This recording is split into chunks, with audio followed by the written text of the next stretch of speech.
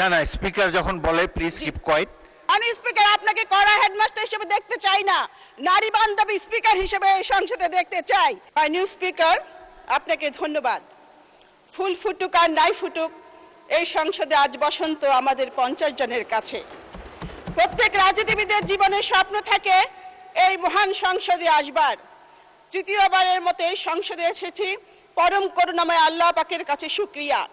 2001-2026 সালের নির্বাচনে মাননীয় সদস্য প্রশ্ন করুন। 1 মিনিট সময় দেন মাননীয় স্পিকার, প্রথমে এসেছি, সময় সুযোগ নাই, প্রশ্ন করুন। মাননীয় স্পিকার, 2001-2026 সালের নির্বাচনে মাননীয় সদস্য 1 মিনিট, মাননীয় সদস্য 1 মিনিটে শেষ করুন। না না, স্পিকার যখন বলে প্লিজ কিপ কোয়াইট, শুনুন। আপনি প্রারম্ভিক বক্তব্য একটা তো শুভেচ্ছা দিয়েছেন, এরা বেশি আর সুযোগ নাই, আমাদেরকে কার্যপ্রণালী বিধি মেনে চলতে হবে। একটি প্রশ্ন করুন প্লিজ। মাননীয় স্পিকার, আপনাকে কড়া হেডমাস্টার হিসেবে দেখতে চাই না, নারী বান্ধবী স্পিকার হিসেবে এই সংসদে দেখতে চাই। মাননীয় স্পিকার, 2001 সালে এবং 2026 সালে নির্বাচনে বিএনপির ভূমিদস বিজয়ের কারিগর, আমার নেতা, আমাদের নেতা, গণমানুষের নেতা মাননীয় প্রধানমন্ত্রীর প্রতি আমি কৃতজ্ঞতা জানাচ্ছি। মাননীয় স্পিকার, এই সংসদে সংরক্ষিত নারী আসনকে অতীতে 30 সেট অলংকার হিসেবে বলা হতো। এই কারণে স্বৈরাচার এরশাদ লজ্জায় শরমে সাংবাদিক শফিক রহমানকে গ্রেপ্তার করেছিলেন। আমি আপনাকে বলতে চাই, আমরা যে 50 জন এই সংসদে এসেছি, আপনি যদি আমাদের কথা বলার সুযোগ দেন তাহলে আমরা 50 সেট অলংকার নয়, 50 সেট নারী জাতির অহংকার হিসেবে নিজেদের পরিচিত করব।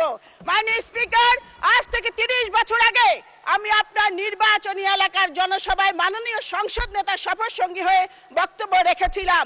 আমি আপনার আকাশচুম্বী জনপ্রিয়তা দেখেছি। আপনি 7 বার এমপি হয়েছেন, আমিও আপনার মতো 7 বার এমপি হতে চাই।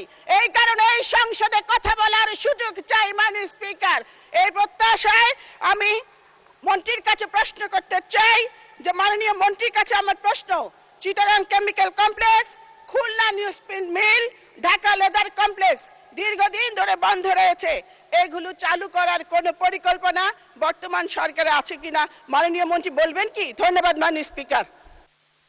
1 মিনিট মাননীয় মন্ত্রী। সংসদ পরিচালনা হবে কার্যপ্রণালী বিধি মোতাবেক। এই প্রশ্নোত্তর পর্বে একটি প্রশ্ন করার সুযোগ আছে, আপনারা প্রশ্নের উপরেই থাকবেন বলে আশা করি। এখানে রানা আক্তার রানু যা বলেছে সেটা আমি ধরে নেব যে সকল সংরক্ষিত আসনের মহিলা সদস্যের বক্তব্য, সুতরাং এটার পুনরাবৃত্তি করার আপনারা চেষ্টা করবেন না। আর 7 বার এমপি বক্তৃতা দিয়ে তো 7 বার এমপি হওয়া যায় না। আপনারা এলাকায় মানুষের সাথে মিশে কাজ করেন, আপনারা 7 বার কেন 27 বার হতে পারবেন ইনশাল্লাহ। তো এখন মাননীয় মন্ত্রী জবাব দিন। মাননীয় স্পিকার, আপনাকে ধন্যবাদ।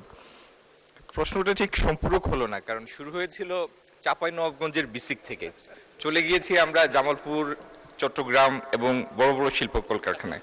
তবুও প্রশ্নটি এসেছে, উত্তরটা এরকম যে যে ফ্যাক্টরিগুলির কথা বলেছেন, যে ইন্ডাস্ট্রিগুলির, এগুলি অনেক দিন আগে স্থাপিত হয়েছে এবং প্রায়টি তার ইকোনমিক লাইফ অনেক আগেই হারিয়ে ফেলেছে। তবে এই জায়গাকে কেন্দ্র করে আমরা নতুনভাবে ব্যক্তি খাতের বিনিয়োগ অথবা কোনোটাকে শিল্প পার্ক হিসাবে প্রতিষ্ঠা করার জন্য কাজ করছি। ধন্যবাদ মাননীয় স্পিকার।